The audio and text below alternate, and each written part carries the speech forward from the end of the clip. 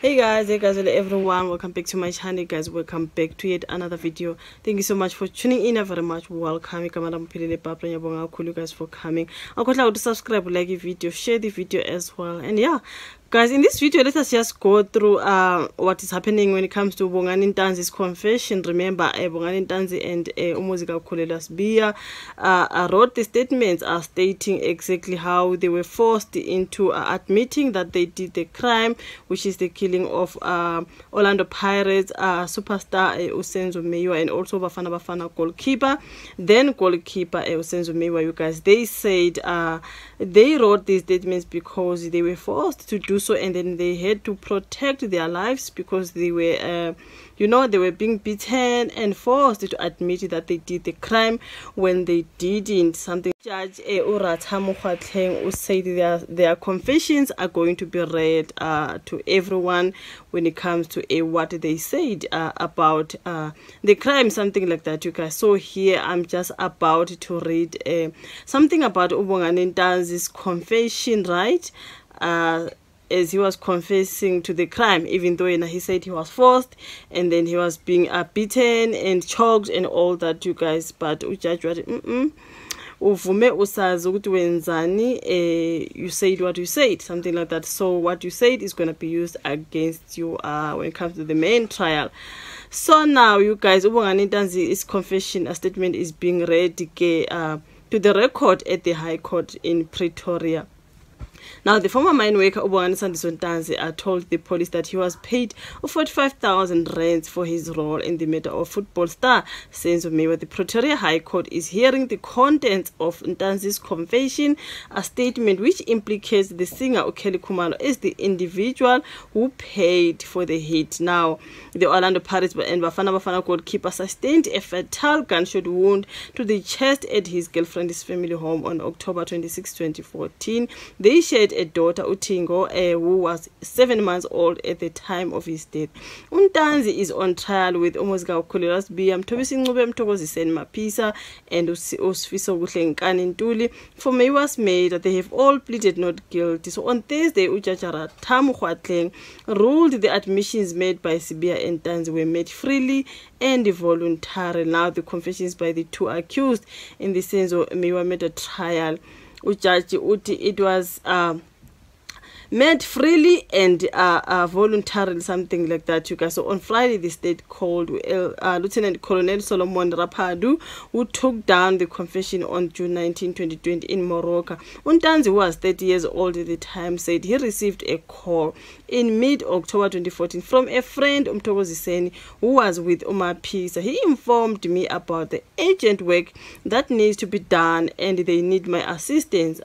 Carlos Umncube was nearby and I could hear his voice in the background. I promised to assist and I decided to leave for Johannesburg. I then left for Foslorus Menis Hostel.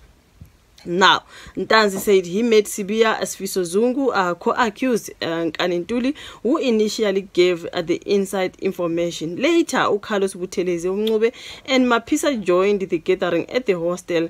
I was briefed that the person to be eliminated or killed was Senzo Meyiwa, and the matter was initiated by Kelly Khumalo, who was going to make a payment for the job. Now, according to Ntanzi's confession, while he and Umncube were to enter the Kelly Khumalo home, Ntuli was positioned as the driver and Sibia as a guard. Mapisa was to be stationed outside as backup, and he said surveillance was conducted.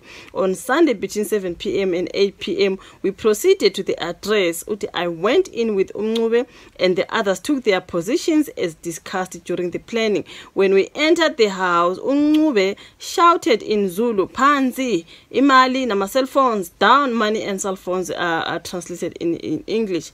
I started collecting cell phones and cash that was in the container. While I was busy, Senzo jumped to Umncube and a struggle ensued where one shot went off and the second shot hit Senzo as the firearm was pointed at his chest. Now, Ntanzi said he ran out with the money and the cell phones, leaving Umncube behind while Mapisa ran into the house. As their you guys, this one is at their silver polo. He waited with Untuli. Within a short period, I was joined by Carlos Mncubesibia and Mapisa. We then left for Foslora's hostel. Carlos took the cash and the cell phone from me. He said at the hostel he received 15,000 rands cash. I then left with Nkani to Johannesburg, where I slept over. The following day, Nkani took me to Davidton, where I stayed for some days. Nkani later returned and took out an amount of 30,000 rands and gave it to me. That is Bongani Ntanzi. Ntanzi's confession reveals a dispute allegedly arose over the amounts to be paid, leading to a meeting at Emahlatini. It escalated to such an extent that Usibia had leaked information about the incident. The Meyiwa's matter, he then leaked the information about it. Unjabulo and Lulama had an argument with Usibia whereby a meeting was convened by the family headed by Sibia's father. He told them to keep quiet about the incident of the killing of Senzo Meyiwa, said Ntanzi. Now Ntanzi said the family agreed to keep quiet. The fact that now the family is also in this, I'm like, so this is the confession, you guys, by Bongani Ntanzi. This is what he said. As he said, he did this because he was afraid he's going to lose his life. He was forced to do this. But Judge Ratha said, no, you did this freely and voluntarily, something like that. So this is Bongani Ntanzi's confession, and I am shocked, you guys. Imagine. So I do not know, you guys. Your thoughts in the comment section. Like the video, I was just here to read for you the Bongani Ntanzi's confession. Maybe we are going to read Muzika Ukhulelwa Sibia's confession as well on a different video, because we do not want our videos to be long. It is what it is. This is what Bongani said, and yeah, Judge Ratha Ute, you did this freely and voluntarily, so this is going to be used against you.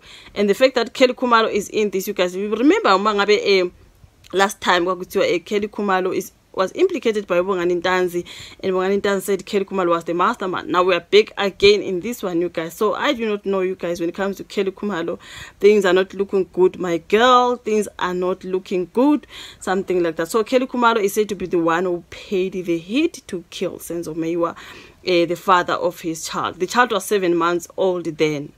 So I do not understand why you will organize such a hit on your baby daddy's life. Like, I do not know, you guys. But anyways, your thoughts on the comment section, like the video, subscribe, and then I'll meet you again on my next one. Bye.